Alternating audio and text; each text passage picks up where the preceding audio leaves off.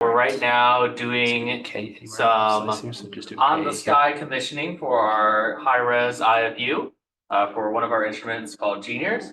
So as soon as Brian tells me it's okay for me to share the stuff, I will gladly share it. GE. Okay, now so quit and then just. Fantastic.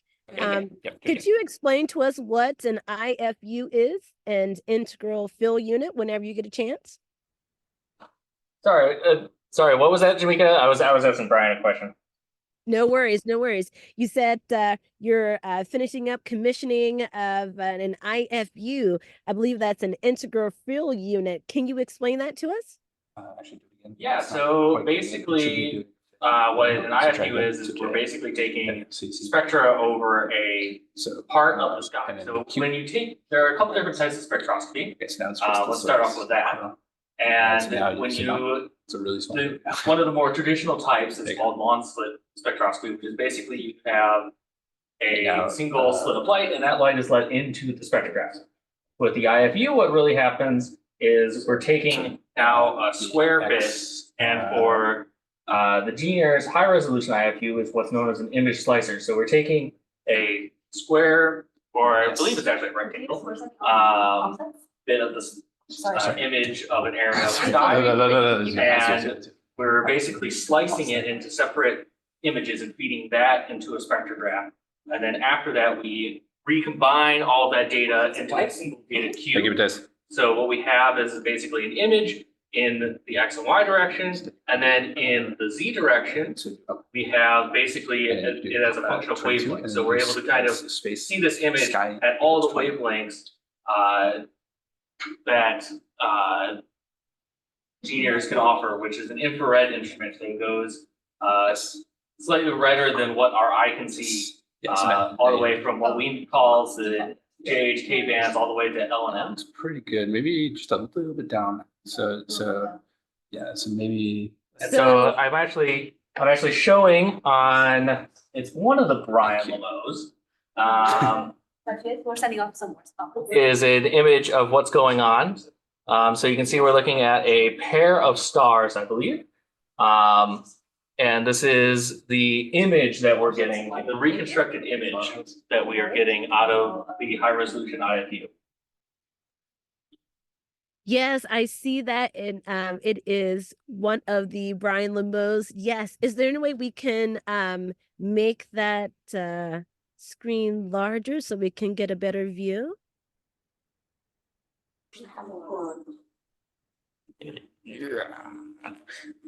I'm gonna pin that video. Yeah, I think that's the easiest way. Wow. Okay. We see several things here, Zach. Yeah, so basically the one you want to focus on is the one to my right, which has, I'll make the camera actually focus on it. This is a software known as DS9, which is one of the major astronomical softwares that allows us to display the images that we get from the telescopes. And you can see, actually, I'm going to bring this out a little bit. What we're doing right now is acquiring on the target. And unfortunately, I can't really zoom in with this camera, but you can see some possible clicking going on in the upper left. I think you can see my mouse kind of hovering. Yes. And we're running our acquisition software. And so Cicero and Brian are running the software, getting any offsets that we might need to recenter the telescope. And then they're asking Matthias to move the telescope to new coordinates in order to center the image. And so you can see that they're still in the process of acquiring, but it's looking pretty good. Yes. And yeah. Ooh, I don't know what they just did. It looks like a loop's open or something like that. Take another image. This location. Sorry, what you mentioned that they're going to be doing offsets. What are offsets and why are they important? Yeah, so I mean, when we set up programs within Gemini systems, we're given an RA and DEC, but things move in the night sky. So we may be given, for example, stars are known to move a lot in the night sky. Stars should have a value known as their proper motion, which is how far they're moving on the night sky every year. So in particular, I study stars. Just speaking for my own research, I study stars that move at I think it's okay. We just need to basically arc seconds per year on the sky. And so if you give the coordinates that are slightly off, then our telescope focuses on one area when it's actually a little bit over. And so what we want to do is we want to basically train the telescope onto the star correctly, make sure it's got all the light that we need is going into the instruments. So that we can get the data that are PIs are the people who have proposed for these programs and have gotten these programs accepted, how they are able so that they can get the data that they want. So let's flip the high resolution. So Okay. Wow. So we're doing 0.5. It sounds so good. Wow. There's so much going on in the control room, Zach. It seems like you have a team back there to get observations going for the evening. Is that typical for a regular evening? Yeah, so typically at Gemini, we have one observer and one operator. But these are special circumstances where we are training people. So I think they're both training each other is actually what's going on. So I'll just contextualize. So I mean, this is an observation that we've never taken before at Gemini. So we're all learning here together now. So our adaptive optics system just came back online after a decent hiatus, maybe a month ago, roughly. And so we're using a new module of one of our instruments with our newly functional adaptive optics system for the first time. So we don't actually know what to expect, and we're kind of hoping that we know what we're doing at this point. But this is a process called commissioning. So this is basically, it's a fancy word for saying we're trying to figure out how everything works. So so this Gemini Near InfraRed Spectrograph has a variety of different modes for it. And this particular mode is, as Zach mentioned, is the high resolution IFU. So the integral field unit takes a spectrum of every point on the sky within the field of view of that integral field unit. This is very, very small. The field of view is very, very small. If it means anything to anybody, it's about 1 arc second by 1 arc second. So just to contextualize that, holding your finger out at arm's length, and then closing one eye and then covering up a part of the sky, that's 1 degree roughly. So 1/3600th of a fingernail is 1 arc second. So super, super, super small. That's what the telescope is looking at right now. But we're getting a spectrum of every point in the sky in that little tiny location. And we're looking for this observation, we have 2 stars. This is in a globular cluster. And we're basically trying to measure the angular distance of these 2 stars. We know them from other telescopes. And so we want to make sure that what we see in our observations matches the standards set by other telescopes, because again, this is a new mode of observing for our telescope. And so we're just making sure that everything works roughly as expected. But this is the first time we've done it with our adaptive optics system. So so this is really important for this high resolution IFU. We can get basically down to the resolution of what Hubble sees. And it is an image slicer, right? It's an image slicer. Yeah, okay. That's right. Yeah.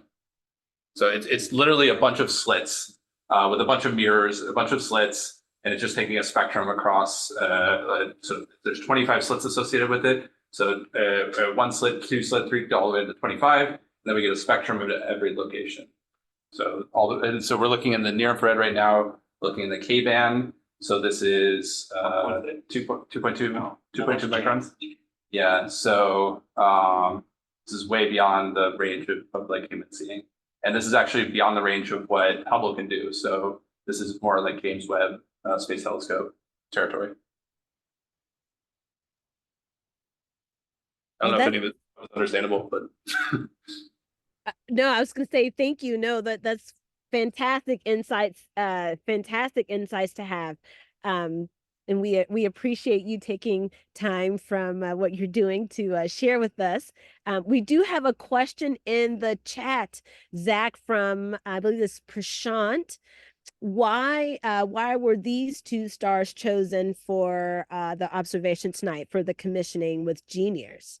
Well, I'll look over at our GNIRS instrument scientist and So Zach, you want to go to Edge 131? yeah.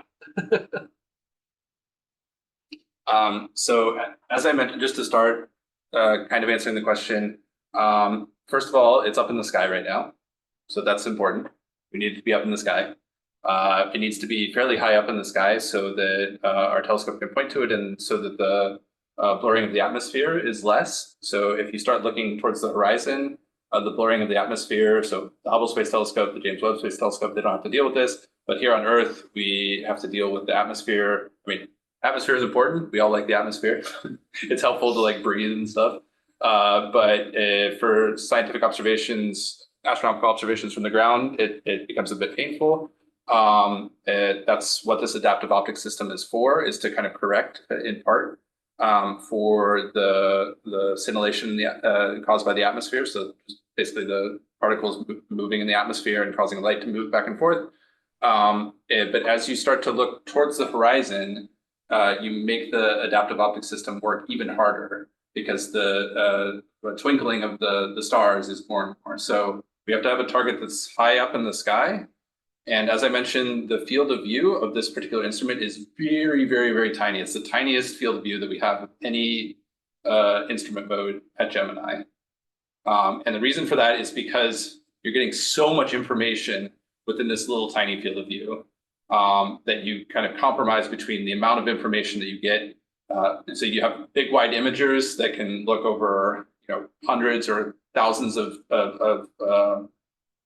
times larger areas than this field of view, but they don't get as much discerning information on the target. So we have a very tiny field of view, and so we need to get two stars that are very, very close together, at least in projection. So they're not necessarily physically associated, but when we look up in the sky, they look like they're very close together. And so we picked a globular cluster, which is a tight grouping of stars. And we just picked two stars that seem to be fairly bright in the K band, which is what we're looking at, so 2.2 microns. And we're just, we can fit them in our field of view. We're going to measure the distance between them, at least angularly. So that's the basic idea. And so Zach, can you bring up this observation? There's a finding chart at the top there. So I think it's the first pair. Yeah, that's probably helpful. So if everybody can see that, maybe it's a little bit blurred, but the red is the field of view of the high resolution IFU that we're using. And so these two stars, you can see they just barely fit into the very tiny high resolution IFU field of view. But these two stars, the angular distance between the two was measured by satellite known as Gaia. And so we have very precise information on the locations of these two stars. And we're going to see if we can match that from the ground. That's the basic idea. And yeah, you do want to choose bright objects that are going. For this test in particular, they wanted to choose bright targets that could be easily seen, whose properties are very well known. 26.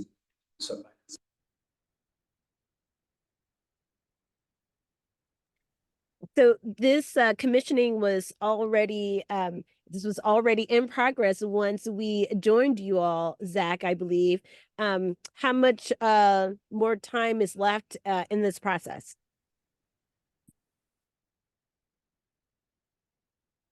Well, like, how many more steps do you want to have? Sorry, what was the question? How long are we going to be on here? So we actually didn't know. We took our first observation and we weren't sure because, as I said, we've never taken these observations before. So we weren't sure if we got enough light in our camera. But as Cicero is showing, I think it's on the camera there, the right screen, the DS9 window that Zach was mentioning before. It looks super confusing, but that's actually a super gorgeous picture of these two stars. So what you're looking at is every spatial location. There's one of these little slits. If you count them, there's 25 of them.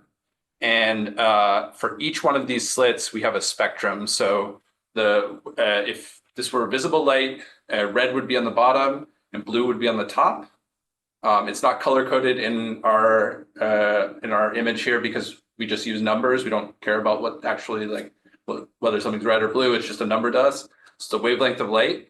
But we have so this here is the first star, the brighter of the two stars.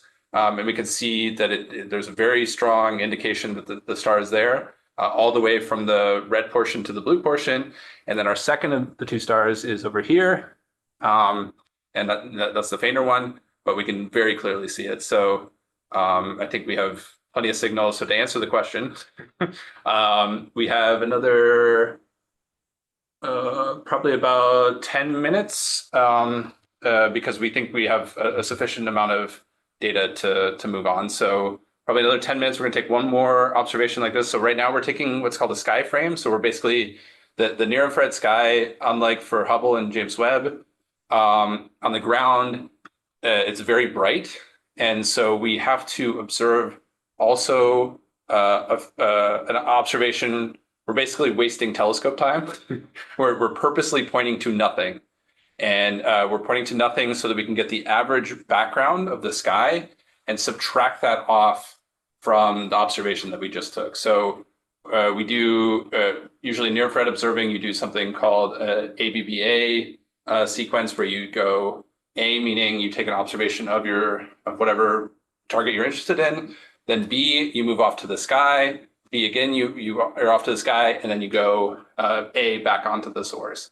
And the reason why you have to do this repeatedly is the brightness of the sky in the near infrared actually changes on a timescale of about 1 minute or 2 minutes, depending on exactly which wavelength you're looking in. So you have to do short exposures many, many times in order to do what's called like a temporally local background subtraction. So yeah, about 10 more minutes to answer the question. So these programs commissioning is not a approved program in the sense of other PI-led programs that you'll see tonight. This is using engineering time that has been approved by our bosses, basically, that where we want to make sure that this instrument is ready to be proposed for by the community. And so commissioning time does not come from the pool of approved programs that the rest of the programs that you'll see tonight are. So yeah, are these stars? Oh, we don't. No, they're talking about something. But I will get to the binary star question as soon as they're done. Oh, 360. I believe. We actually should have. Are these two stars in a binary, or are they just? Yeah, that's your department, Zach. I have no idea. I have no idea where these stars are on the galaxy. So for like, I don't want to say like scientists are lazy, but like there's like astrophysics is really hard, and so like we tailor observations for our purpose, and for our commissioning purpose here, our question was angularly, are these stars close in the sky? We don't, so that is what our measurement is of, and we don't actually care. Like I personally don't care if they're in a binary system. So I would plead ignorance on that question. But what's really awesome about this is that we have a spectrum now of both stars. And so Zach, being the awesome binary guy that he is, would be able to determine, are these close to one another? And what are the rotational velocities around one another, that sort of thing. So if someone were interested in these data, in fact, commissioning data we make available free to the public. So anybody can go on our archive, grab off these data and play around. So if you have a different scientific question than what we had, you can of course do whatever you like with it. So this is M15 or M13? M15. So it's a Messier object, the 15th object in the Messier catalog, globular cluster. So bright, fairly famous. My guess is that there's already observations from Gaia, and that's how we selected these targets. So probably there's already information about whether these are in a true binary system or not. But Gaia is optical basically, and so we're looking at the near infrared. So there's additional information there that we can get.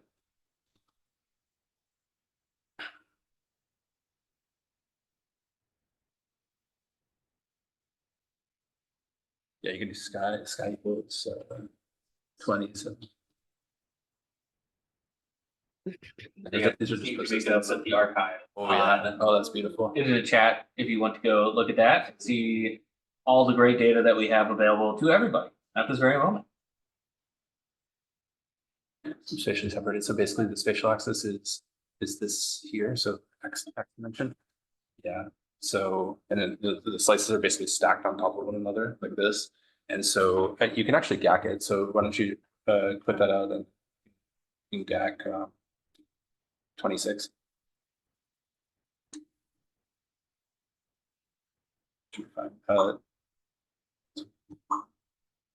Yes.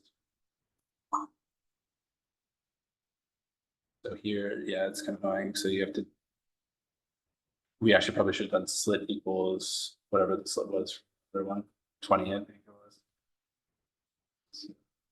I can't remember which one was it, but we can look at the. Zach, if I were to share my screen and show kind of an infographic of GNIRS, could you maybe discuss the main parts of it? I may look at Brian at a certain point because I've never really dug into GNIRS that much, but sure, let's give it a go. This one, Okay. Okay, sounds good. Number 2 in the sequence. This is number 20. Yeah. So slit equals 20. Okay, so here we're looking at the optical bench, and first we have the capabilities summary, and for those of you in the chat, did have a link there you can click on to see what I'm looking at yourselves.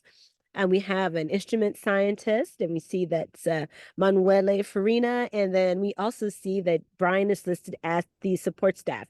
And so is there an instrument scientist for every Gemini instrument, Zach? Yes. Yep, every single one. Okay.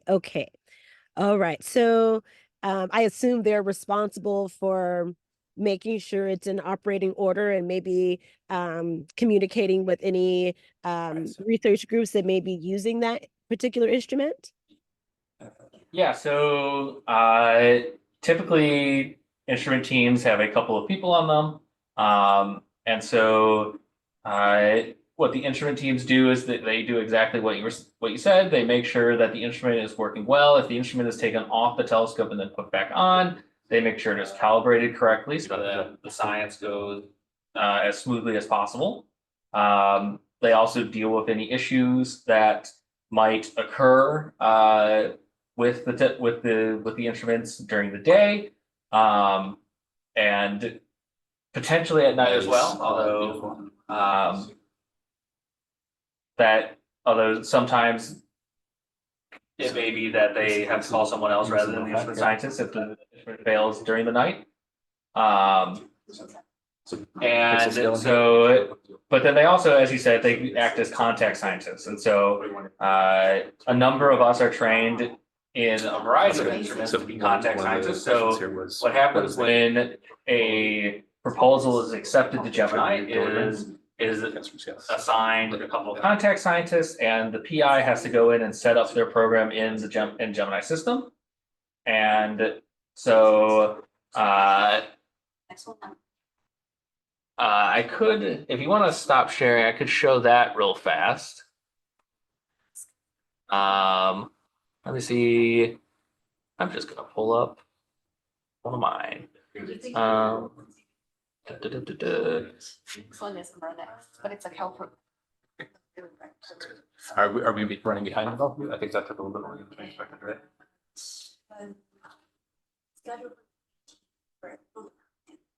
That's not what I want. I want this one. All right. So if you look at the Brian Lamo screen, this is actually one of my programs that I happened to get accepted from last year. And so what typically happens is the the PI gets an email saying, congratulations, you have Gemini time. And then they go in and they have to set up their program, which is basically making sure that the observations are completed so that the observer and the operator during the night can observe them. And so typically they will basically we should make sure put them for review, so the flats are going. Contact scientists for each or for each program will go through and ensure that everything is set up correctly, and we'll get the science that the PI wants. And so you can see in mine, I have a lot of targets, and not a lot of them observed. And then there are, my program is atypical from that. And there are a lot of programs that have, maybe a dozen targets or maybe just one target that they find really interesting. So the number of targets varies, and so does the instruments. So all the instrument scientists and science staff here are on at least one program as a contact scientist. It's the arc lamps every once in a while they don't turn on. And so it's fine. You only need really one arc. Is that typical at other observatories? Do you know, Zach? You just have to make sure that one of the two I don't know. frames. I am a science fellow, so this is my first job post PhD. So and for the other telescopes where I've observed at, it has not been the case. There are instrument scientists at other observatories, but it's not like we have to set up our own program in the system. For example, I had a couple of nights on the Wind telescope at Kitt Peak in Arizona. And it was pretty much all I had to do was send them a target list, and then I showed up and observed with a spectrograph there. And that was it. Versus Gemini's system where you have to set up a lot of things. Well, I guess you're doing hand, right? So in the system beforehand before you get to the telescope. So it really varies per telescope. We got it. And also Gemini is a little more is a little different from a lot of other telescopes. That's a triumph. In that we have a queue system, which is kind of what I was showing, where every single day we have a person, a queue coordinator, who sets up the schedule for the night. And then the night operators, and they set up the schedule for a lot of different conditions. It could be bad seeing, but perfectly clear. It could be perfect seeing, but all the clouds in the world. And so these queue coordinators, QCs, set up different schedules for each night based on a variety of factors. And then the observer and the operator execute those programs given whatever conditions they have. And this is different than, say, a classical night, where if I'm a PI and I have a classical night, I go to the telescope, and if it's completely cloudy, but I'm looking at magnitude, I don't know, what's the faintest target you've looked at, Brian? From the ground? Yeah. 27.3. All right. So if I want 80 magnitude of 27.3. All right. If I want to look at 27.3 magnitude object in heavy clouds, you're probably not doing that on a classical night. So just for context, 27.3 AB magnitude. So humans can see like good eyesight, nice night, no moon, you could see about a little past 6 magnitude. So it's 100 million times fainter than we can see with our eyes. Yeah. So unless you had a backup program and you were trying to observe that through thick clouds, you probably could not do that. And you would just have to find some other target versus the way we operate where, if there are certain conditions that a program requires, we observe them in those conditions, but if not, then we go to other programs that could possibly take worse or better conditions. Oh, you're fine. Yes, can we switch to 20148, please? And so you mentioned clouds. I'd imagine, Zach, with what we were seeing earlier in the one of the other screens, looking at those two stars, that the weather is pretty good. Is that right? Can we look at the weather? Yeah, the weather's actually pretty nice, which considering 2-3 weeks ago we had snow on the mountain, and there's still snow, but it was actually snowing. It's pretty great.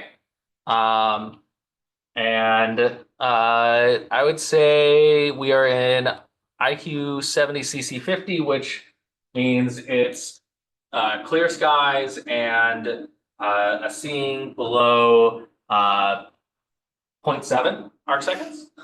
And I'm going to look at Brian, Matthias, Yes. Cicero, and see if that's actually right. What was it? We're in IQ 70 CC 50.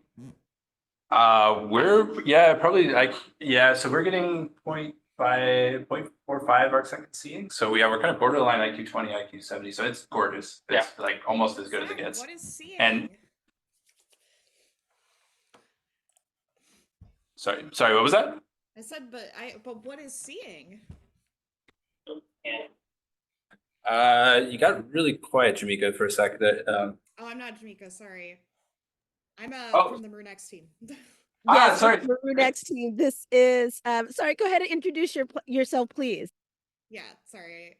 My name is Madison Brady. Can I turn my camera on? Probably should. Absolutely. And Can you I actually will hear make me? you yes, and I will make you the Okay. co-host, Madison. All right, but yeah. That was my awkward way of introducing myself. But yes, I'm Madison from the MAROON-X team. I'm a grad student. But I was asking, what is seeing? What do you mean when you say 0.7 arc second seeing? Sorry, Madison. It's a bit difficult to hear you here. I don't know if I'll online. put my mic. Try not to make it too crazy. I was asking you what you meant when you said, what does it mean when you say 0.7 arc second seeing? Yeah. So great question. So if we take an image of a star, which we just did with our GNIRS two stars, GNIRS high resolution IFU, it's the star is very far away, and stars are large on the sky, but they're large in real life. But when they move very, very far away, they should basically look like a point source. So they basically should look like an infinitesimally small source, except for the blurring of the atmosphere and the blurring of the optics of the telescope.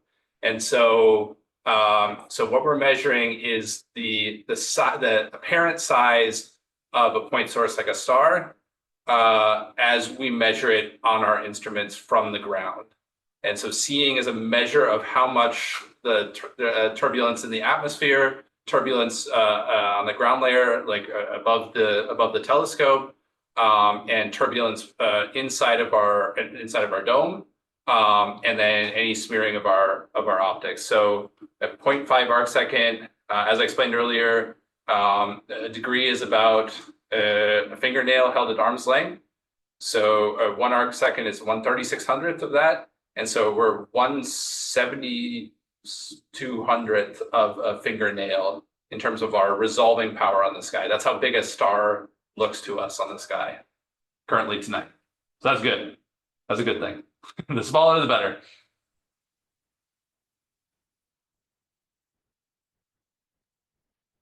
Did that And answer so your question, Madison? Oh yeah, absolutely.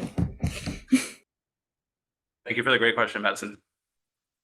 We're actually switching over to your instrument now, Madison. So we were just finishing up with GNIRS, and we're taking a calibrator with MAROON-X. So perfect timing.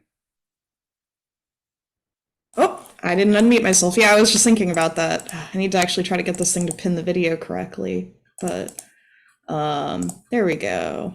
There we go.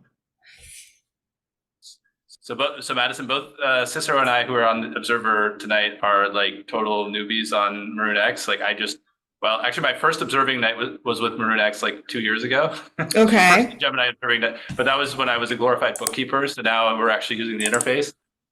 So it would be a pleasure for you to explain the instrument, what we're seeing here. We have only basic ideas. We know where to click, basically. Yeah, okay, give me 1 sec. For some reason, it's being really hesitant to let me pin the video correctly. Oh, well. Okay. Well, the general idea is that there's 3... Oh my gosh, I really can't get this video to pin. This is really sad. All right. Well, so I'll just kind of operate based off of memory. There's the guider, which is, I think, labeled as such. There's the CCD camera widget, and then there's like a photon counter in the top right. Correct? Yes. The guider is the thing that basically points our fiber at the star. So you can kind of see that there's probably, it currently isn't updating, but I think if you hit the stream button in the upper left corner, it'll start updating live with what you're seeing from the telescope. Okay, also check and make sure the fiber shutter is open. But if the fiber shutter is open, you should be able to get real-time updates on your actual, oh, now I can pin the video again. So you should be able to get like real-time updates on what the fiber is actually seeing once you start streaming. And you should see at some point when the telescope actually guides to point at the star, a bright spot appearing in the middle of that fiber. Oh, am I frozen? Okay, no, I'm not. Okay, can you guys hear me? We can. Yes, we we can. can. Okay. And you're not frozen. Is the telescope actually pointing at the target? Is it streaming? Okay, yeah, okay. There it is. That's probably it. We just got there. We're guiding now. The telescope guiding, P2 is guiding, and just bringing in the.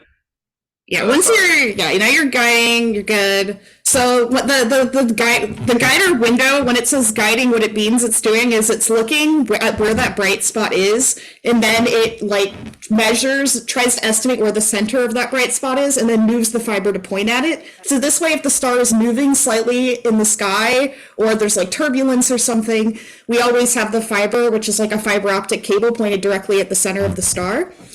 This window below is the CCD camera window, and it looks like there were some updates made to it. But what you want to do is change the exposure time to the correct amount of time, which it looks like it is. And whenever you're ready to start exposing, which basically is like, this is basically a camera where you're exposing the film. You can kind of imagine it like that. You would hit take frame, which is obviously once everything is pointed at everything correctly and the telescope focus is settled, because usually when the telescope moves, it takes a minute for the focus to actually like settle down to its sort of final position.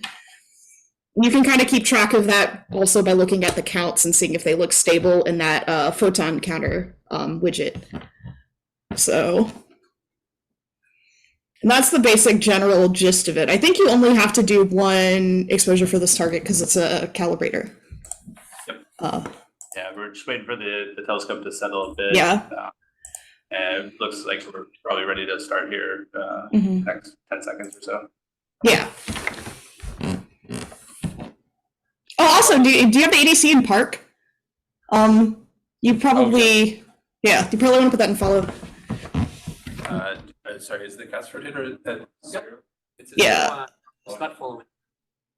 Yeah, put the ADC motor and put the ADC in follow. In the top right widget, it says ADC mode Park. You want to put that into follow, I think, if that's what it's called, in the little drop-down menu. Yes, and usually whenever MAROON-X is on, you want that on follow. And that the idea behind that is it's kind of complicated to okay. What? Thank you very much for pointing that out to us. We probably would, but that's fine. I was just like, it's kind of complicated to explain, but like the general idea is that the Earth's atmosphere, like light bends through it at different like colors of light bend through the atmosphere at different paths. And so something that we have to do is basically put in like an optical element to correct for that, because otherwise, instead of us seeing a neat little dot as a star, we instead get like a smear of color. So our ADC is just a part of the instrument that like basically looks at where the telescope is pointing and then like adjusts that optical element to make sure that everything is working fine. Usually you don't need it if you're looking at something that's directly above you, because that smearing effect is very minor, but if the object is relatively low on the sky, it can be a big problem.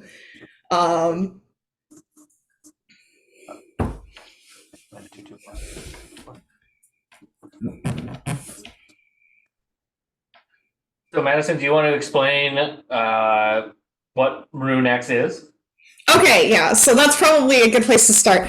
MAROON-X is a spectrograph, so you can actually see on here, like you see on the CCD cameras, the widget that's labeled CCD cameras, you can see like 2 images, one red and one blue, that just have a bunch of like points of colored light.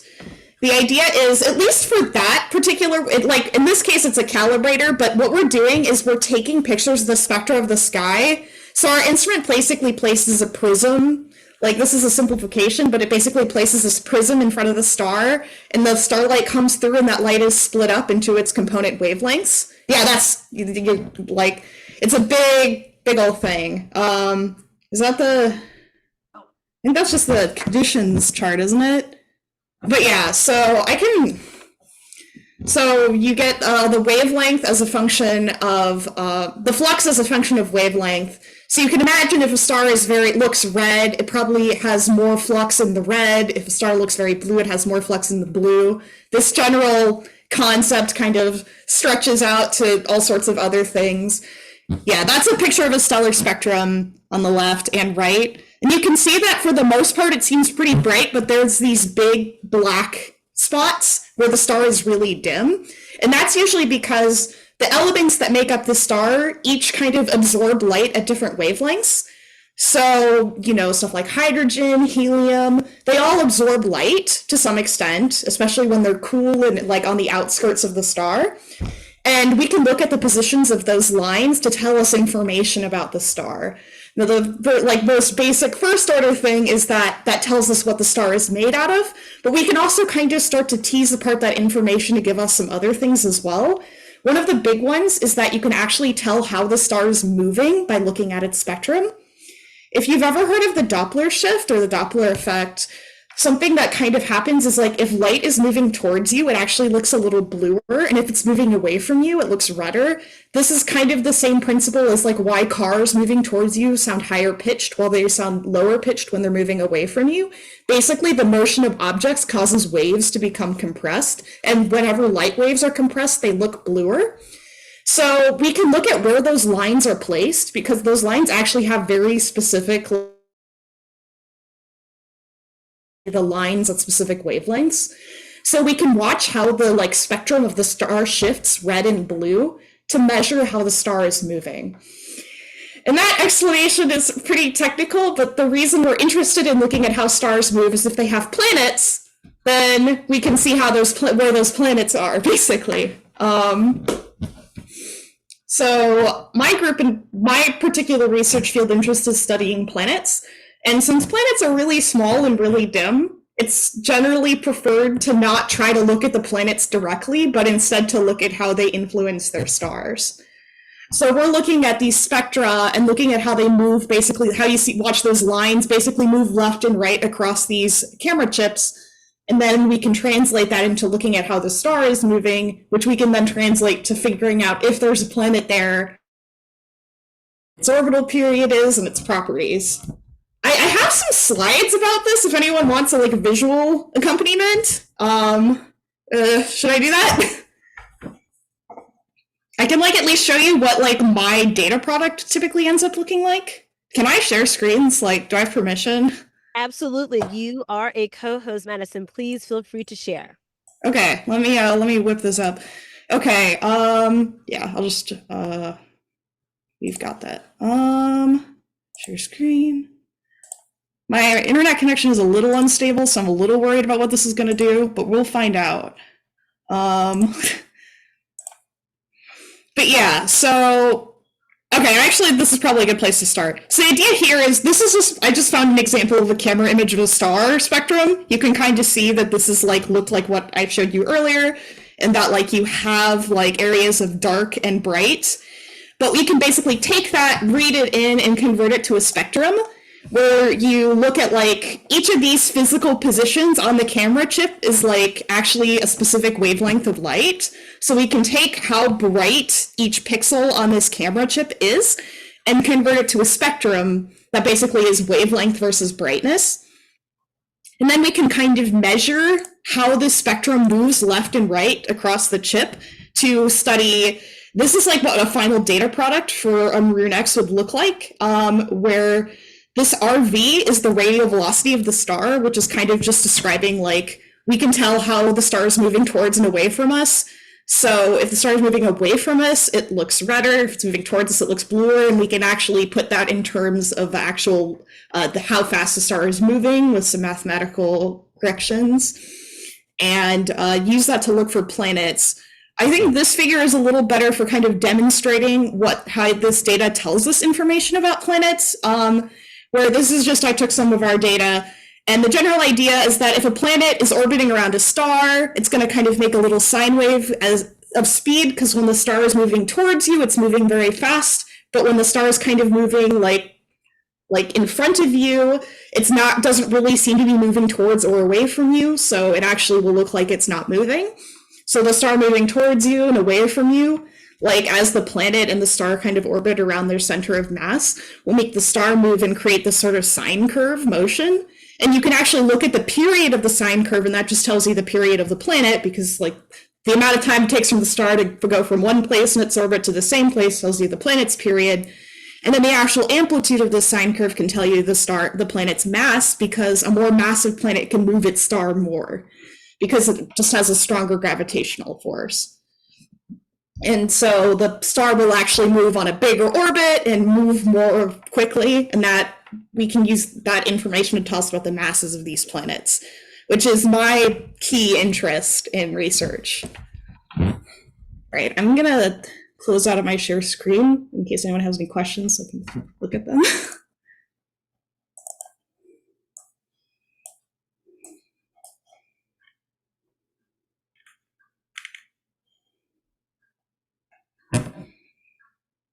Madison, if I were to go to a little infographic about MAROON-X as a visual, could you point out some of maybe the main components?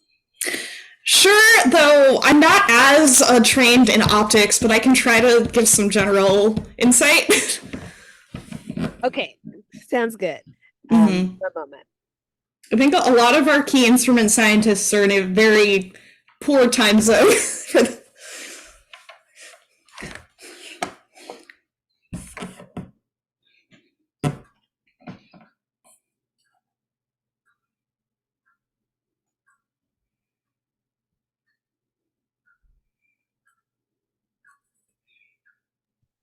You know, and I think we really maybe just have yeah, just that one. Yeah, just in here. Mm-hmm.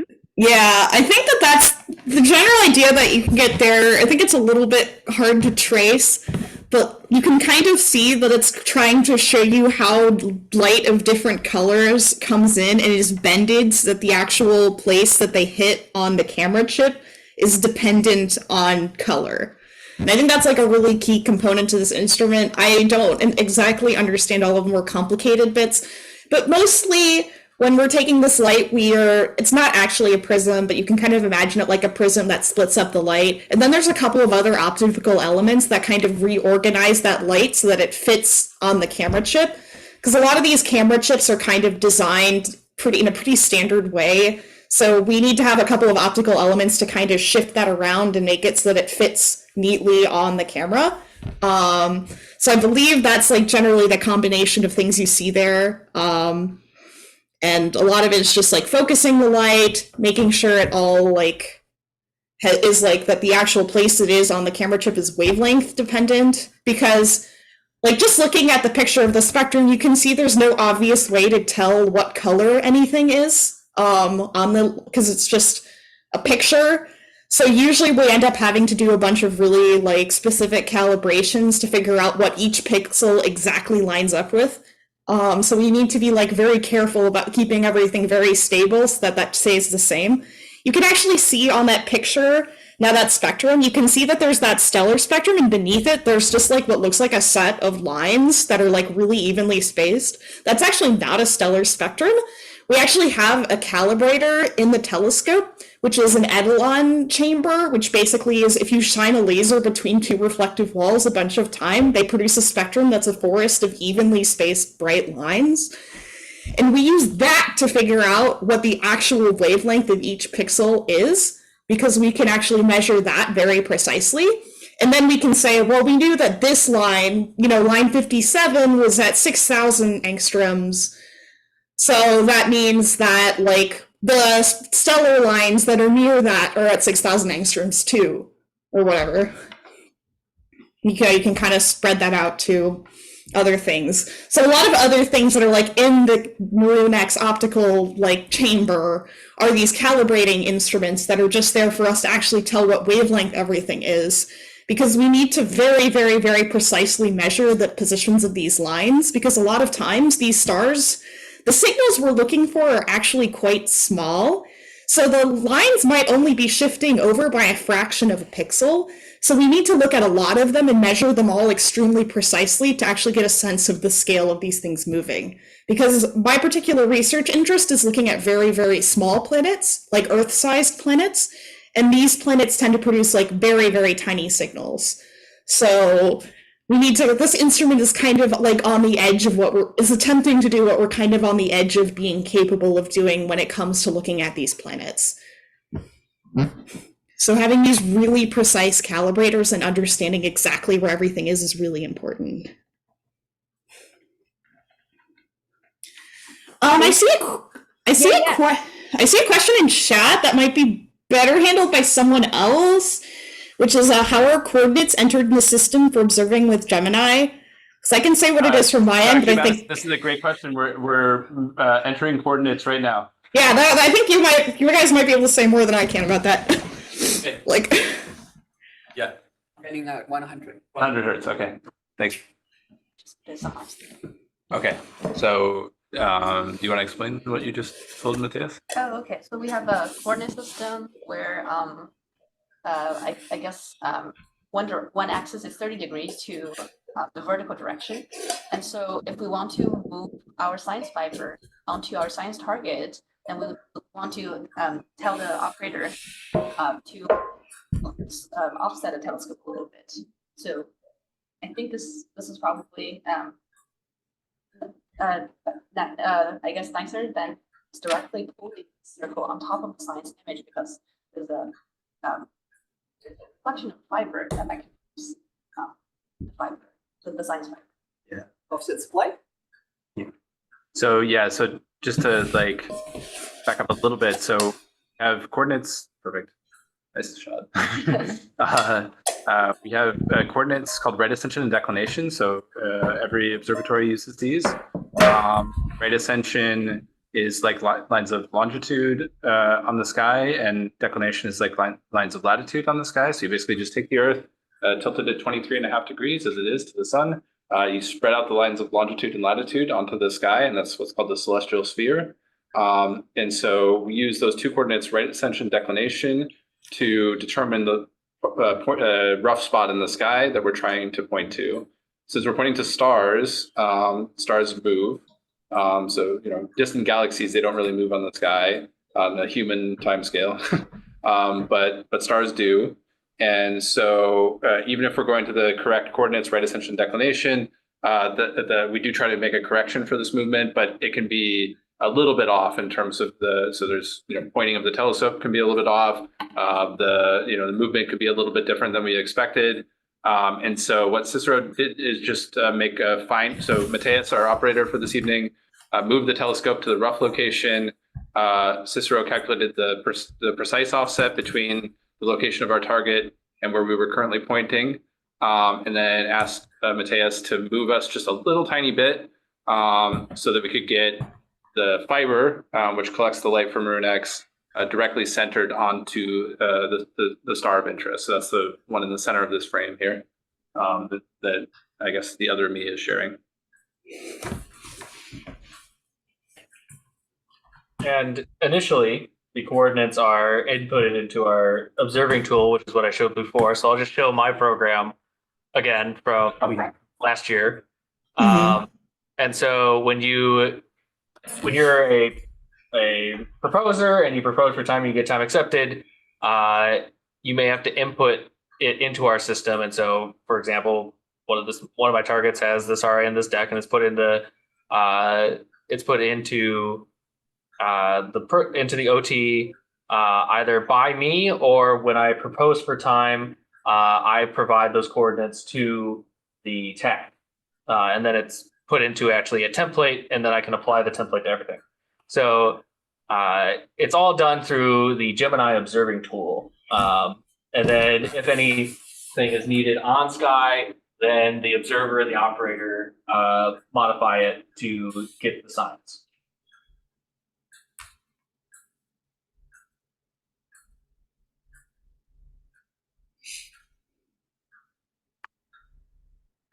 So I believe you just mentioned the Gemini observing tool. I'm going to drop a link to the Gemini observing tool in the chat here. This is something that's vital for anyone to use who's having observations at Gemini? Yes. If you want to, like, it's kind of how the PIs who are submitting programs and the Gemini team can kind of get on the same page as to what is going on. You know, like, to make sure you guys know, like, everyone knows what target we're looking at. So, you know, if the PI wants a specific star to be looked at, they need to make sure to put all of that information and everything they want about it into the OT, because otherwise that information might not get communicated. So usually, like, once you're done with your proposal, if your proposal gets accepted, you will get sent, like, okay, sign on to the observing tool and put in your observations. And so that's something I've done many times. I go in, I say, okay, here's the stars I want to look at, here's how long I want to look at each one, here's how many times I want to look at it. And that's kind of how we keep everything standardized. And pretty much everyone during the night will be referencing the observing tool to see, like, what are you looking at next? Did anyone from a previous night leave a note that there was something difficult about that target? So you'll see a lot of notes on the observing tool that are like, hey, we had trouble guiding this target a few nights ago, be careful. Or, hey, this is a double star, make sure to look at the one on the left, or stuff like that. So it's very useful. Because there's, like, a lot of different people who end up getting involved with all these observations, and it's a good place to kind of keep information. And also, as the person proposing for science in a program, I can check the observing tool and see, like, what is being observed and how everything has been going, which is also quite useful. Yeah, I can imagine that it is. Mm-hmm. Yeah, it's definitely key that the program is set up correctly, because you don't know who could be observing it. Yeah. You know, MAROON-X is special as it's a visiting instrument, so a lot of people, you have to get trained on it, and we're starting to get more people here trained on it. But, you know, we have a couple. MAROON-X is one of our visiting instruments. Alpec and Zorro are another one, or another two. And we really, there's only a select few of us who know how to use those instruments, so they need to know how you want your observations done. But for example, if we use GNIRS, which we saw earlier, then, you know, it needs to be, a lot of us are trained on GNIRS, so it needs to be observed. The notes need to be good enough that any one of us at the observatory could observe it. And I think there was a question from Madison in the chat.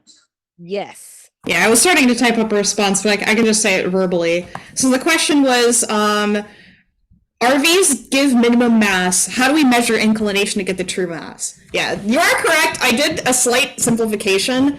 So, like I mentioned earlier, like you have the situation where if the star and the planet are orbiting around the same center of mass, you can measure the planet's mass by looking at how much the star moves. However, we don't know. I'm going to see if I can. I think my camera's a little bit zoomed in, but like I'll try to kind of visualize this with my hands. Okay, I can see this. So we don't know if the system is doing this or if the system is like doing this and it's like at a high inclination.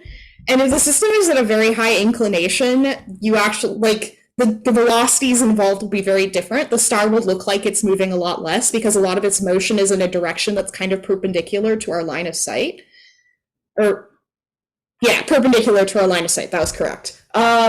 So like there is a sort of degeneracy with the inclination of the system. So a lot of times when we're measuring the masses of planets, we're actually measuring like a parameter, their mass times the sine of their inclination, which the inclination is usually something we don't know. There are some, at least we can't learn that purely with radial velocity data because, like I said, you can't see the planet. So you can't just like go, okay, we can look at these two things orbiting and figure out what's going on.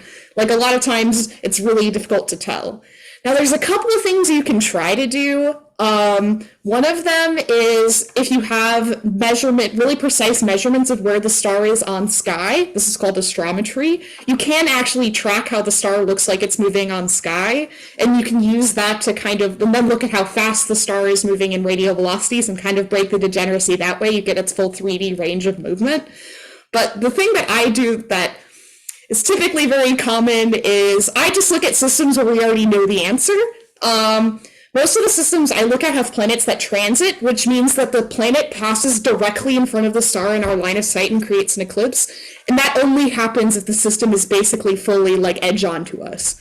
So we can basically precisely measure these planets' masses because we already know their inclinations. Because if we didn't know if their inclinations were high, they wouldn't transit. And you can actually measure a planet's inclination very precisely if it does transit, just looking at like the size of the planet and how it moves across the surface of the star. There's a lot of complexities there, but in general, if you're looking at a transiting planet, you know. And since one of my key research interests is studying the compositions of planets, we kind of need transit data because we need a measurement of their radius. And I want both the radius and the mass so that we can estimate things like what the planet is made out of. Because if you just have a mass measurement, it's not really useful. Because if you don't know its radius, you can say the planet has a really high mass, but if you don't know its radius, it could be made out of gas, it could be made out of rock, we have no idea. So yeah, that's the general concept there.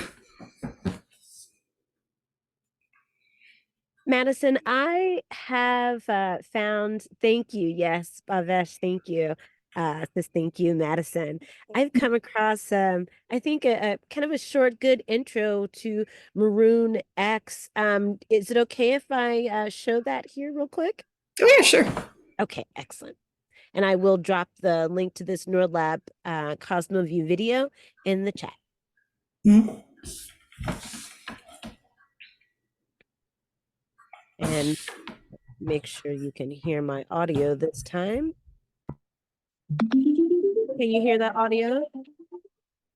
Yeah, I can hear it.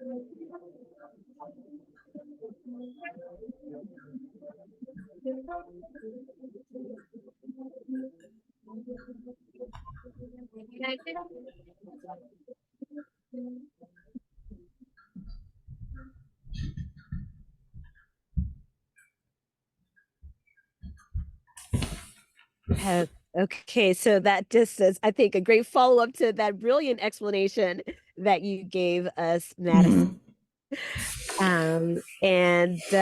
With that, maybe we could go back to Zach and everyone in the control room for some introductions. Zach. Yeah, so I think they are getting set up for another MAROON-X observation. We are, yes. Sorry, what? So I guess I mean I can. You're saying introductions, right? Yes, please, because I've mentioned your name, we've mentioned Madison, we mentioned Brian and Cicero, but what's everyone's roles here? Yeah, so I am a science fellow here at Gemini North. In particular, I work on binary stars. And as part of my work with the observatory as a science fellow, our time is split 50-50, 50% spent on our own research project and 50% supporting the observatory. So I've spent about 35 nights in the chairs that Cicero and Brian are in over the course of the past year and a half or so. Well, over the past quarter of the 2 years that I've been here. And then I'm also, one of my areas of expertise is working on the spectral instruments, Alpec and Zorro. So I'm on those teams.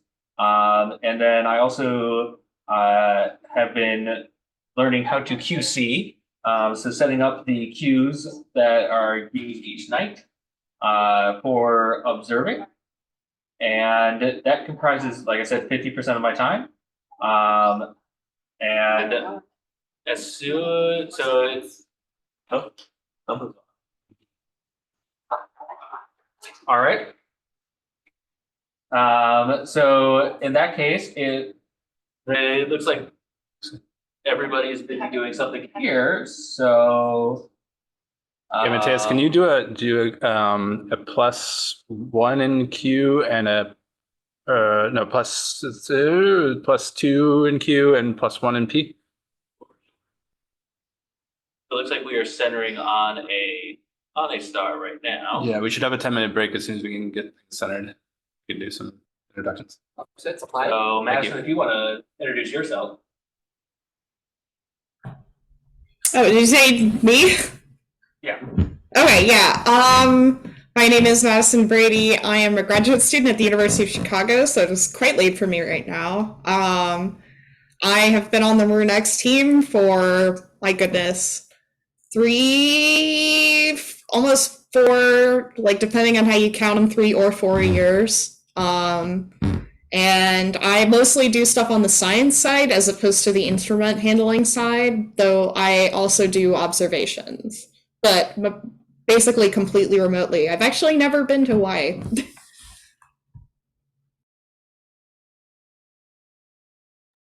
Well, we did. I mean, we're always welcome to have visitors out here. Come on out. Yeah, I mean, I started during COVID when it was like no one's going. But now, like, at some point it might happen. Another P +1 and another Q +2. Okay. So it looks like we're looking at a same target. So it's just taking a while for Was that Q1, Q2. for our observer same thing. operator to center on the target. So we have a couple of minutes until they're probably ready. Okay. To introduce See it off the themselves. Offset same. And we're hiding the video feed right now just because You can bring it back, Zach. oh, I can? All right, I can move it back up. We had some target information on the screen and this is proprietary information, and so we do not want to share that information right now. Without the PI's express permission, which we don't have. So we definitely want to make sure that this is not shared until they are ready.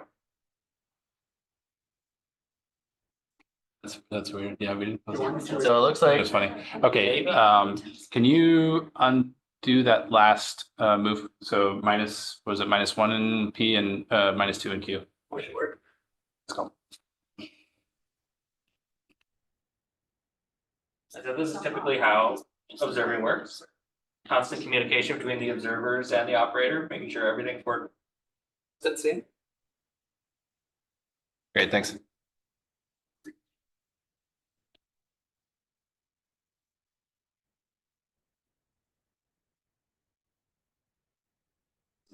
Yep, it's great. This was 600.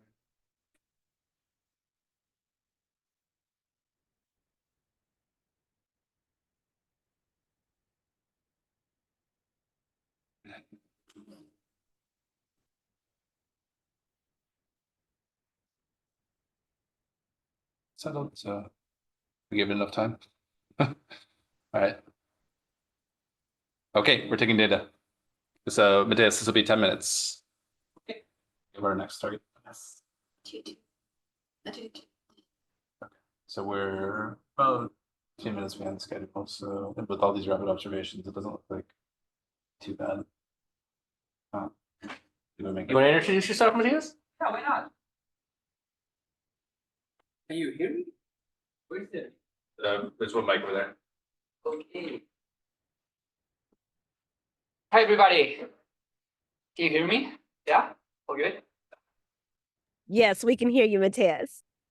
Hey, I'm Matias Rodriguez. I'm a science operations specialist here at Gemini North. I've been here for a year already. And well, as a science operations specialist, we got 4 main duties. We run telescope operations. That means that we are in charge of slewing the telescope to different positions during the night and during the day also.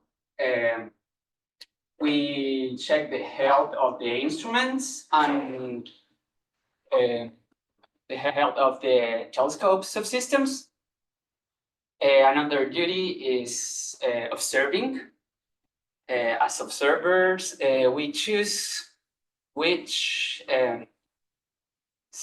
scientific programs from the Q plan to be observed regarding the current weather conditions. So we are constantly checking the weather with different tools. Also, we do data quality assessments. All the scientific programs and observations have different constraints regarding the weather. So we need to check that those constraints are achieved. Otherwise, we need to retake the data. And also, we are involved in a lot of projects that are aligned with the observatory goals. In my case, I'm involved in a nice project which is about creating astronomical images using the data of NeuroLab, which is pretty cool. I really love this. That's it. Yay! Thank you. Let's see how it's done. You want some? You want to go? Thank you. Introduce yourself. Well, hey, hey everyone. This is Luke, and I am training with Brian, and really happy to work with Yes. And Zach probably told you what he does. So my responsibility are similar, but I work with slightly different teams. So I'm also a science fellow that just started about 3 months ago at Gemini here. And I'm involved in MAROON-X. I'm on a MAROON-X team here to help with the instrument. I'm also helping with another instrument called iGreens 2. And then half of my time, I do my scientific research, and my research focuses on young planets and their forming environment. So we call these environments protoplanetary disk or debris disks. These are really early stages when a planet is just forming. There's a lot of gas and dust around its host star. And my specialty of research, I focus on studying where the gas and dust are. Are they close to the planet in this very massive disk, or are they far away from the planet? And what composition are in these gas and dust that eventually goes into interior planets? So that's what I work on. And earlier, I worked a little bit on transit. I've heard Madison talk about planetary systems and transits, and that's what she is mostly interested in. So in the earlier stage, I worked on a little bit about Kepler, trying to identify what's the correlation of the materials that are in early stages of planetary system and how frequent and does these occurrence of these materials correlate with the presence of the planets. Yeah, so I'm really happy and honored to work here that has this awesome instrument. Also, if I miss anything, I can. I can't Be right answer any questions about your research, but Well, you did miss one thing, which is that you are going to be taking, your target was picked as the inaugural science verification target for the high resolution IFU. Did you? Yeah, did you want to, yeah. So do you want to tell people a little bit about that and what the point of that is? And also that it's the only instrument on the ground that can do that? Yeah, I'm really honored and super excited to work with Brian, who's the instrument scientist for GNIRS.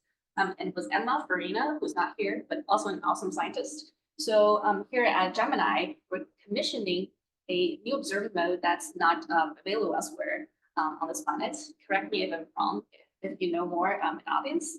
But here, what we're trying to do is we're trying to commission a new mode called high resolution IFU. Brian had showed you some amazing picture that he has took earlier this night. And so I was very happy to work with them. So I picked a target for another band, in M band. So M band is around 4 microns, 5 microns.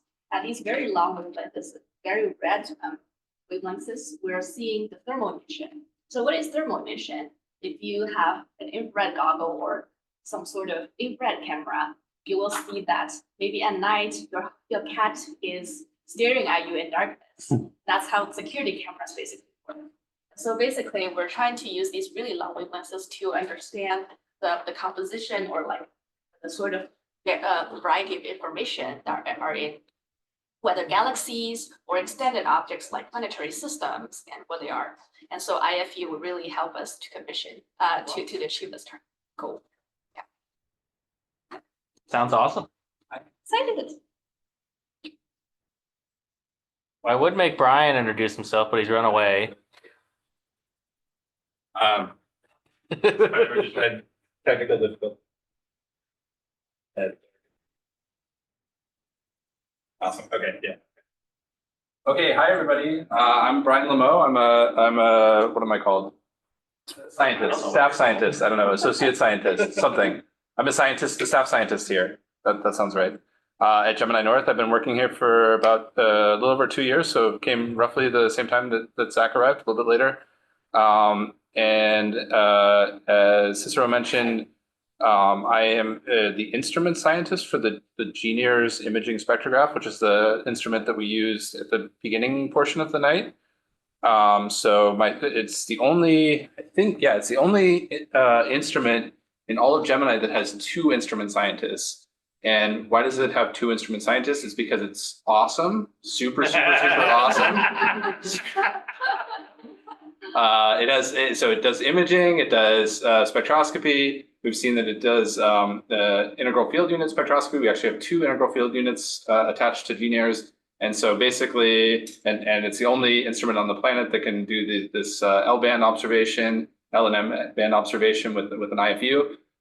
So a lot of heavy lifting for the observatory. It's currently our only near infrared instrument on Gemini North. And so it takes a lot of effort. Wait. NIF still exists. Okay, so sorry. There's another IFU that's being decommissioned shortly because we have these IFUs that are being commissioned on GNIRS. That will get its last rodeo, in January. So yeah, so it'll be our last. It'll be a swan song for NIFs. It's been around for a very, very long time. I think it was built by the Australians. So back when Australia was a partner for Gemini. So only near infrared instrument in perpetuity for Gemini. So I'm on like all the instrument teams here. As Madison alluded to a bit earlier with talking about the observing tool. Gemini is really community science. It's, we have open skies. Anybody in the world can apply to Gemini. And so we have a huge team of extremely talented people here that make sure that we get the most science out of the observations that people propose for. So we do vetting of proposals for telescope time to determine their scientific merit. Then we work with the people that propose that get accepted proposals to make sure that their observations are the best that they can possibly be. And then we also execute those observations in the control room at nighttime. So multifaceted job. It's never boring, always doing something different. Same goes for the science operations specialist. There's so many different roles that you can take on at the observatory at any given time. So it's really, really awesome. I also do research. And so some of you may have seen me on other Shadow the Scientist sessions. My primary research is with the Keck telescope, which is right next door to Gemini, and then the Subaru telescope, which is just next door to the two Keck telescopes. And I work on galaxies that are far, far away. So I look at giant conglomerations of galaxies called galaxy clusters or galaxy groups. I look at how the galaxies interact with one another, how they change the number of stars they're forming through those interactions, how their black holes get excited or don't get excited due to these interactions. And then I search for the very first structures in the universe that are forming. This is incredibly hard to do. These things are very, very distant. We mentioned the brightness of some of my targets. Brightness of some of my targets earlier. They're 100 million times fainter than the human eye can see, as opposed to, like, for example, what Zach does. That's only something like 10,000 times fainter than the human eye can see. So pittance. Yeah. So I have a big research group. I have a bunch of graduate students that work with me and postdocs. And so I get to do both all these crazy things with the observatory, with Gemini, and then I get to use other observatories, including Hubble and James Webb, and Gemini, of course, to do my science.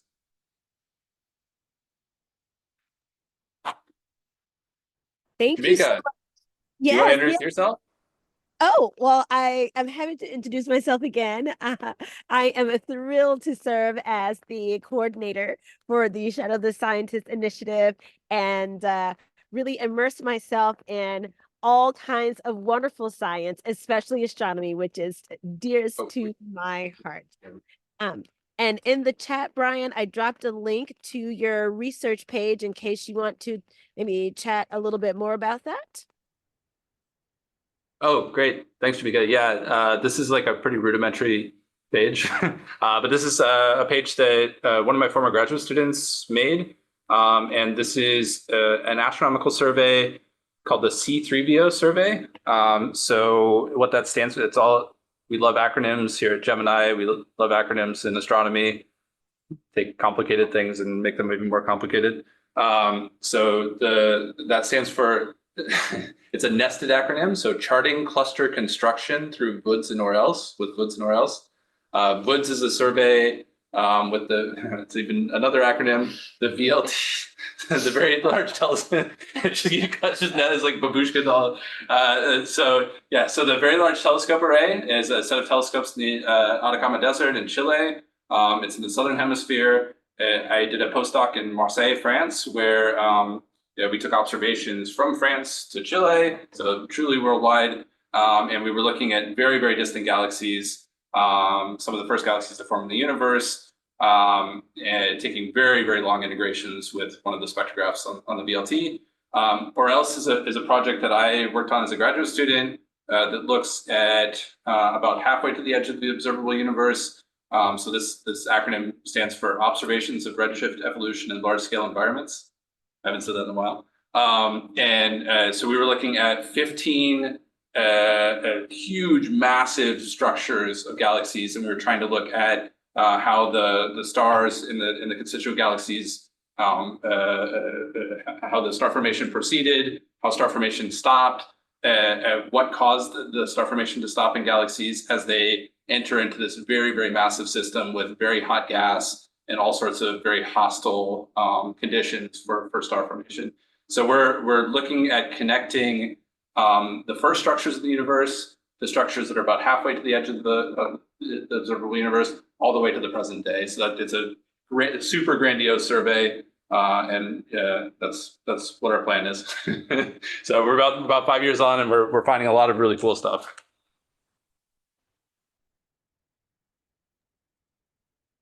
Thank you so much, Brian. And we will have some exciting shadow sessions with Brian and his team coming up later this month. So definitely check out our Shadow the Scientist webpage for that.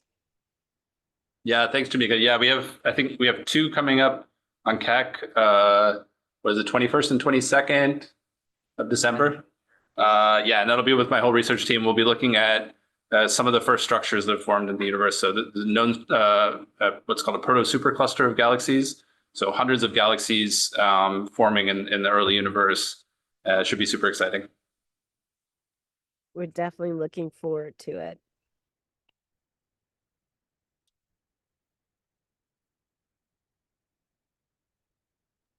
So, Zach, behind you, I see lots of different screens, and I imagine that there are screens in front of you that you're also looking at that you've been sharing with us. Are these all different screens showing different things, or are there just maybe 2 or 3 different groups of screens that are showing similar data? Some of them are showing the same data. If you look at the HBF control room stream, you can kind of see how many different screens we have in the room. For the most part, both the observers and the operators have roughly the same amount of stuff. The operators have a couple of different screens showing more information about the telescope, and the observers have more screens showing information about potential next programs that they want to observe, and looking at the different cues.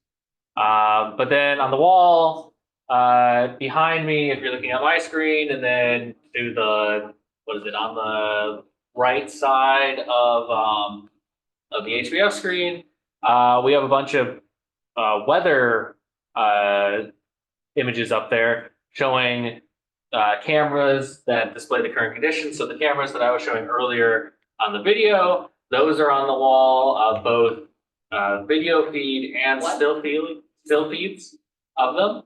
And then there's current weather information such as the temperature, the humidity, the dew point, all stuff that, if it gets too high, then we have to close.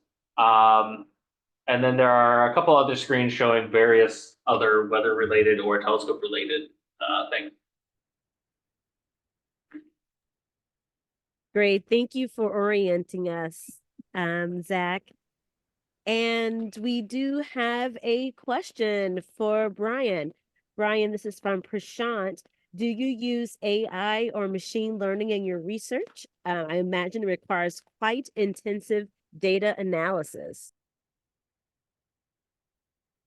So I was just about to finish typing it out. So I'll finish that, and then I'll answer verbally just 1 second.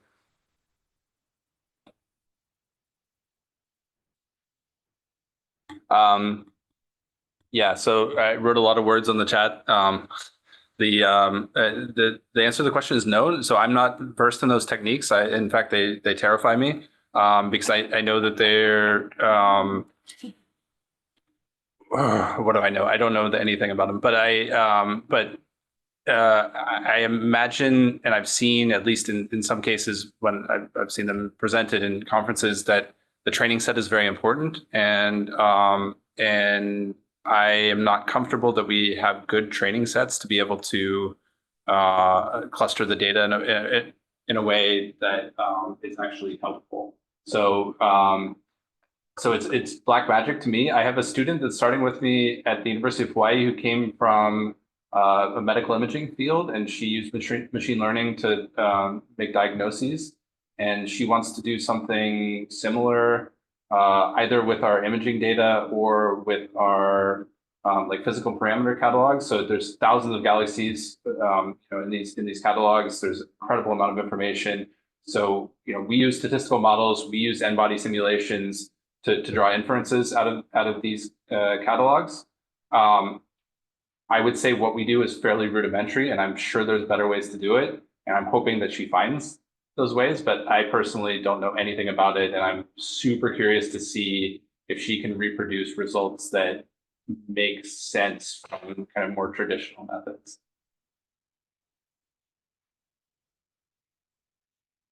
It's becoming very popular in many areas of astrophysics. I'm not sure if that's a good thing or a bad thing. Probably a good thing, but there'll probably be a lot of wrong results at first.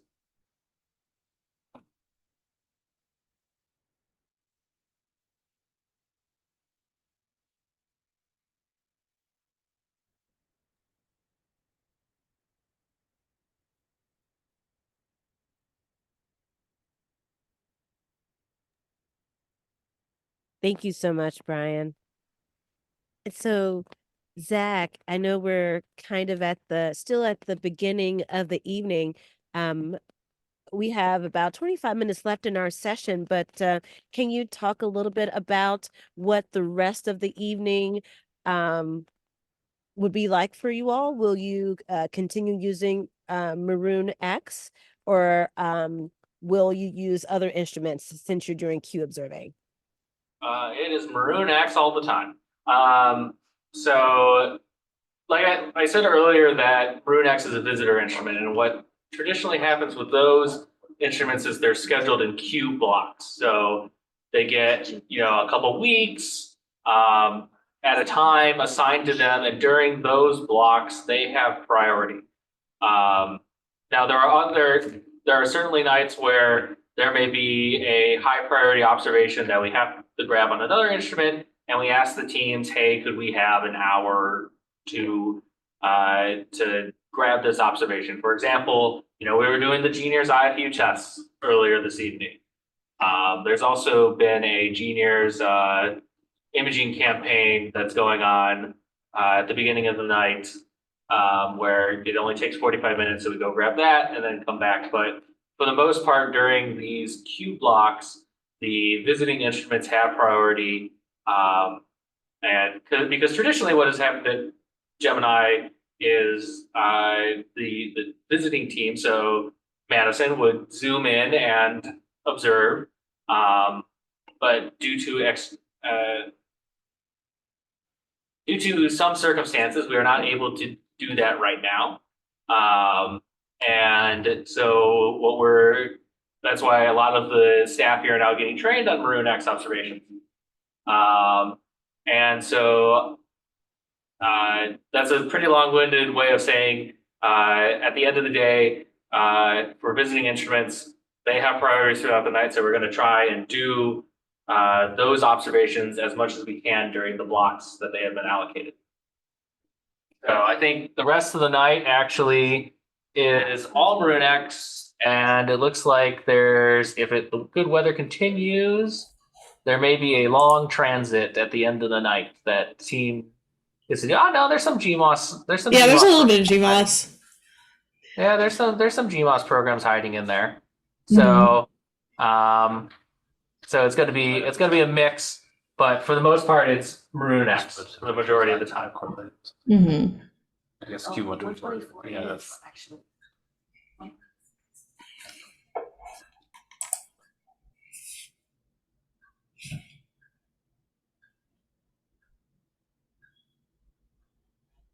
Yeah, this is the same way with Alpec and Zorro, or Alpec up in the north, but Alpec and Zorro are two speckle instruments here at Gemini, one on Gemini North, one on Gemini South. And for the next session we do on Monday, as an advertisement for it, we're going to have the leads of the NASA speckle team. Steve Howell will be joining us, and then another member of the speckle team, Nick Scott, will also be joining us as well. So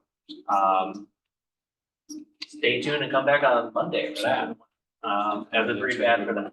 But yeah, and I think we are moving to we're almost finished with one observation, and they're deciding on the next target. So the conditions look good, so I'm imagining we're just going to stick in the good weather plan that we have going on right now. Yeah. So, so we have, as I think we mentioned earlier, Zach mentioned earlier, that we have Q coordinators that make plans during the day, and they make plans for, I think, like 9 different variants of the weather, something like that, 8 or 9 different variants of the weather, some combination of weather and whether our various instruments are working, so on and so forth. But there's more, yeah, exactly. There's more than 9 things that can happen during the night. So there's like, I mean, it's a great start, but we always have, unexpected things, super cool things. I mean, we can have what's called an interrupt. And so it could be that something blows up in the universe and somebody knows about it, and immediately they say, hey, I'm super interested in getting Gemini to look over there. This is what we call a rapid target of opportunity. And so this can disrupt our whole entire night because it's something super exciting. It needs to be looked at immediately. And so these have like super high priority. We can salute that. And so actually right now we're a little bit behind. We're about 20 minutes behind in our plan because we actually didn't know how long our commissioning observations were going to take this evening, and they ended up taking a little bit longer. So we're now trying to decide how to mix and match different programs so that we get the maximum amount of science out while still being able to schedule things roughly on time. So this is a lot of the observer's job, is to start with the kind of basic 9 variants and then go to infinity. So any possible thing that could happen during the night, then we try to make contingencies, and this is nonstop throughout the night. Universe doesn't stand still. There was a question in the chat about changing instruments. So with Gemini, what we actually have, I'm going to move a screen onto the video share that I have and kind of block out the observations for the moment. Let me see. Can I actually kind of zoom in on it? Yeah, well, you all may not be able to read it, unfortunately. I can read most of it. Some of the smaller text is a little hard, but yeah, because looking at the screen in the control room, it's very blurry, and I'm like, I don't know. But so if you look in the center here so basically this shows a diagram of the telescope right now. And so at the bottom here is where our instrument cube is kind of represented on this diagram. And so at any one time, we have a number of instruments already on the telescope. So you can see over here on port 3, we have GNIRS. Over here on port 4, we have our AO instrument Altair. 5 is GMOS, and then 2 is our GCal instrument, our instrument that, or not our instrument, but our calibration unit that allows the others that will shine light for arcs and flats through the telescope to the instruments that need them, in particular GNIRS and GMOS. And then visitor down at the bottom is where MAROON-X is right now. And so what this screen really shows is the path of the light. But so we change instruments, it depends on the programs. And kind of getting to your second question, it's a combination of a bunch of different things. When we get programs, they are given a scientific rating. So they can be band 1, band 2, or band 3. And band 1 are traditionally the programs that the community that was a part of the time allocation committee has voted as the most important projects that we need to get done. And then band 2 and band 3 are below that. And so at Gemini, we really want to complete as many band 1 programs as possible. And so, it may be that there isn't a wide selection of band 1 programs on other instruments. And so maybe we're focusing on one instrument. But within a night, we can switch between, 3 instruments with the 3 ports that are currently they currently hold instruments. The visitor port, GMOS, and GNIRS. GMOS traditionally stays on the entire time. And then GNIRS has traditionally kind of swapped places with an older instrument called NIRI, which is now retired. So most likely GNIRS will probably be staying out. IMAX 2 is going on port 3, right? It's going on side port? Yeah, I think it can go on bottom port or side port. So a couple of our instruments can flip between different ports. So they just go to whichever one is available. Interestingly, I forgot to mention my favorite instrument, which is Alpeke. And it is actually not on the screen because where it is it's hiding in the GCal unit. And we have a pickoff mirror that kind of goes down and grabs the light and puts it in the instrument. So that's always on the telescope as well. But yeah, so we do. So when we plan the observations, we don't really look at any one thing in particular. It's really, what's the scientific ranking? How much time do we need to fill? Like if we have an hour-long gap between 2 band 1 observations and we need to fill it with something and there's no like band ones or band twos available, then we can go grab a band three and put that in to fill that gap. So it really depends on a number of different circumstances. I hope that answers your question. Take a break.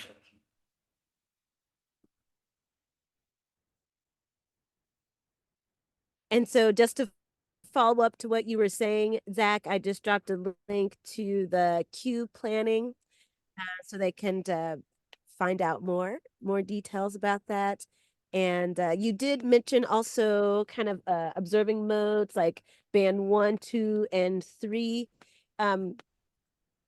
Could you maybe talk to us a little bit more about that, and maybe which one of those is the poor weather band?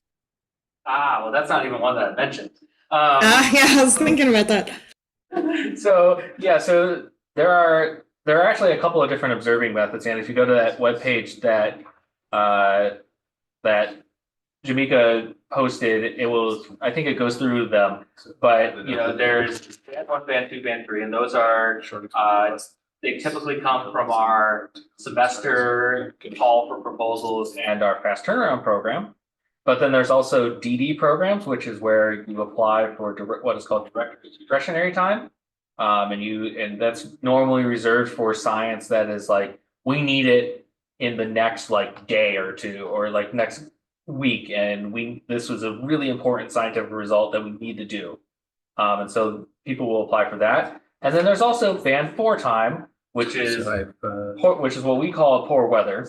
And the requirement for that is you basically have to have it has to require pretty much the cloudiest skies imaginable, or seeing that is really, really bad.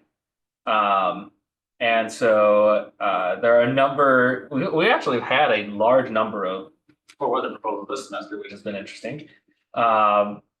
But that can be applied for at any time.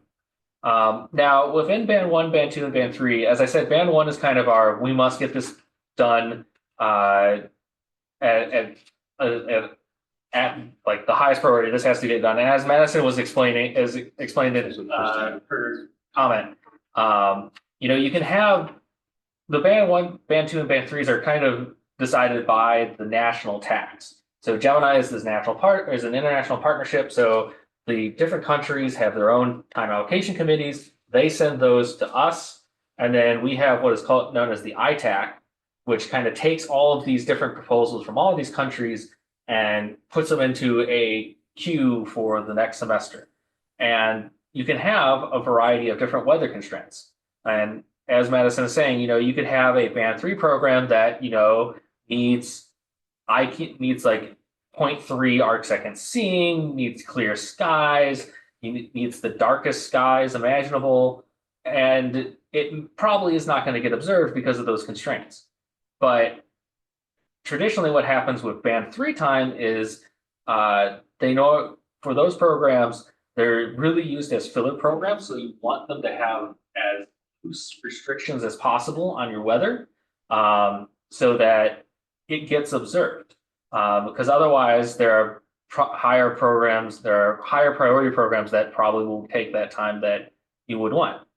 So for example, my program that I showed earlier was a band 3 program, and I've been getting 10 hours out of it every semester because it doesn't require that great conditions, and they can take it at any time pretty much. When Alpeke is in the queue, it is in the queue. So there is a large variety of programs, and it really depends on how you set your program up, whether or not your program is observed or not.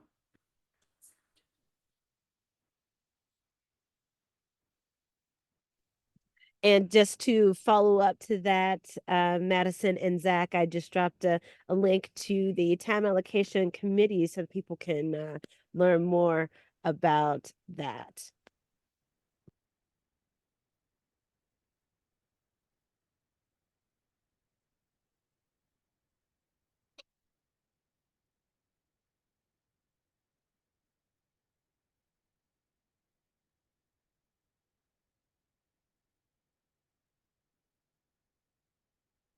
I'm gonna move this so that we can actually see what's going on.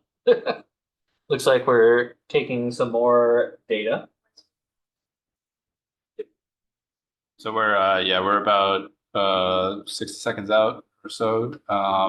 We're finishing up an observation of this star, and then we're going to move to another star with MAROON-X, and we're going to take a luxurious half an hour exposure. Nice and easy observation. Hey, it's not an alpaca night. Not an alpaca night. Yeah, what did you? So I think so. Emma observed for one night with alpaca, and I think there was something like 100 Yeah, something pointings. yeah. 100 is 130 or something like that. Longest night log ever. You put the poor guy on the telescope for one night and then do 130 pointings. Aww. At least he wasn't the operator. Yeah. One night, yeah.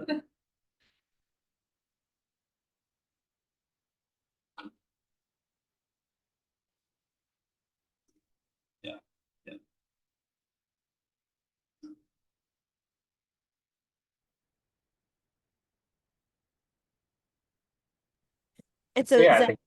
Oh, go ahead. just you said this that MAROON-X. I almost said alpaca. MAROON-X. So Matthias, could we? Sorry, Jamaica. Just 1 second. Could we slew to 124.29? Okay, we're good, Jamaica. Thanks. Thank you. No problem at all. So MAROON-X is a visiting instrument. I believe you said yes, and Madison saying yes. Are there other visiting instruments at Gemini? Yeah, so at Gemini North, alpaca is the other big visiting instrument. And then at Gemini South, it is IGRINS, although IGRINS is leaving to go back to McDonald Observatory in Texas in May, maybe sometime in 24A. That's what I'll say. And then Zorro is a copy of alpaca at Gemini South, so both telescopes have spectral imaging at their disposal. And I think that's it. The visiting instruments department, unless I'm missing a big one. Okay, now let's see here.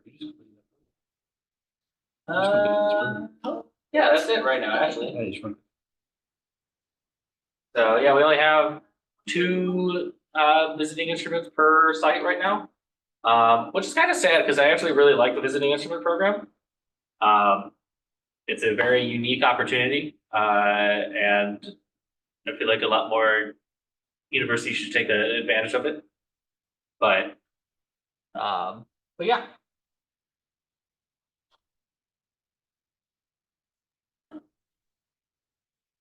And I did just drop a link in the chat for everyone to learn more about the other visiting instruments that Zach mentioned there when you have time. And in these last few minutes, I will just kind of close out by maybe talking a little bit about what we can expect in your Monday session. You've already alluded to speckle imaging and alpaca and Dr. Steve Howell. We have as an additional guest. What else can you tell us about what we can expect on Monday's session, Zach? It's going to be more MAROON-X all the time. And looking ahead, I don't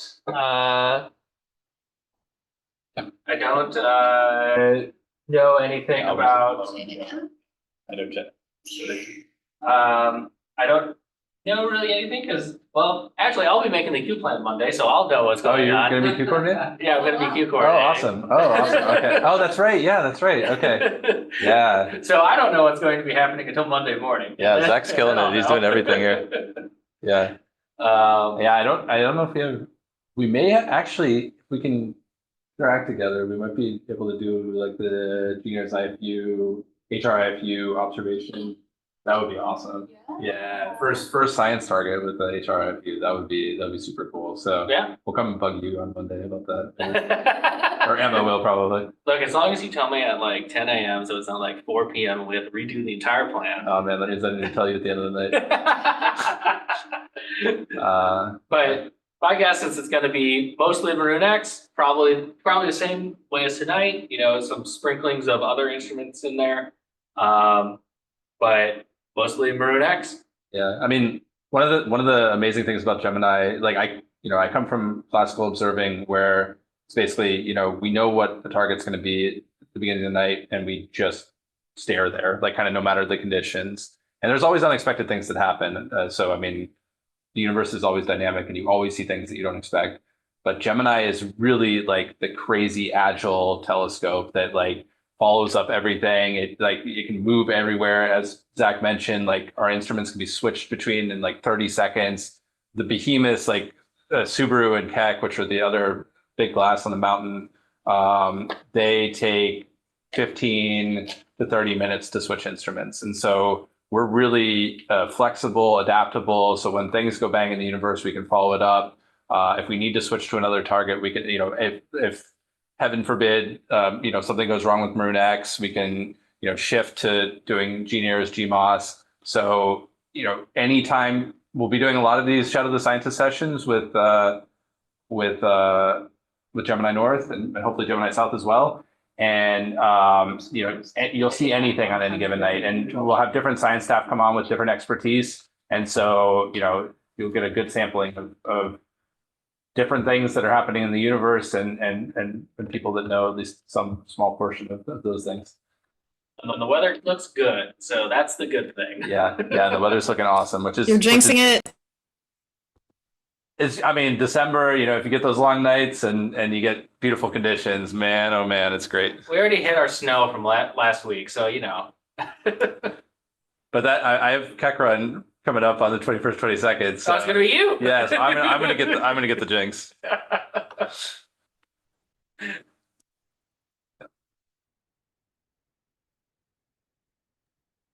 Well, And I just want to say one other thing, which is that it was mentioned about the time allocation committees. And, you know, we have partner countries here at Gemini, but as I mentioned earlier, anybody in the world is allowed to apply to Gemini. And that's a really, really amazing thing about Gemini. Many of the other telescopes, there's only big ground-based telescopes, only certain institutions can apply.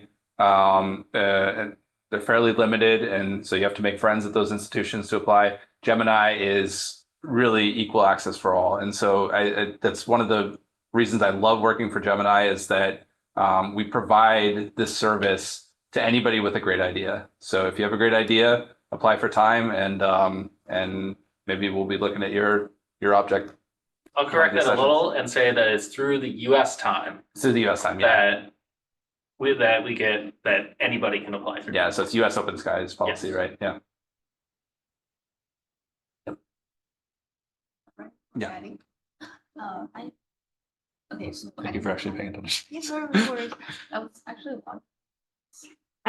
Thank you all so much for this exciting first session in over a year as we restart Shadow Sessions at Gemini North. I'm so excited, and how fabulous that you were able to join us this evening, Madison.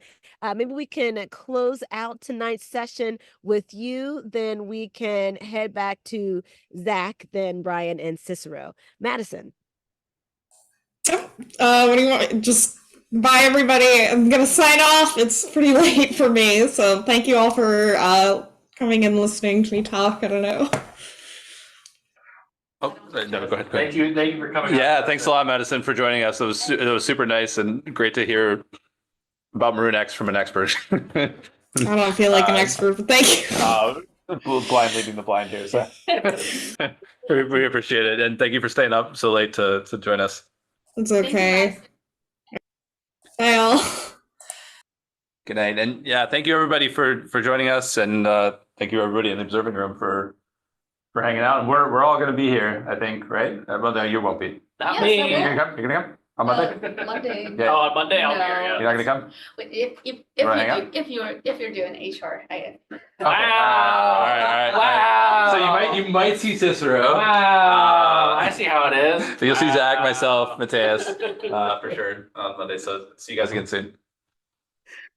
Fantastic. Thank you all so much. And we look forward to seeing you all on Monday. Thank you so much, Zach, Brian, Cicero, Mateus.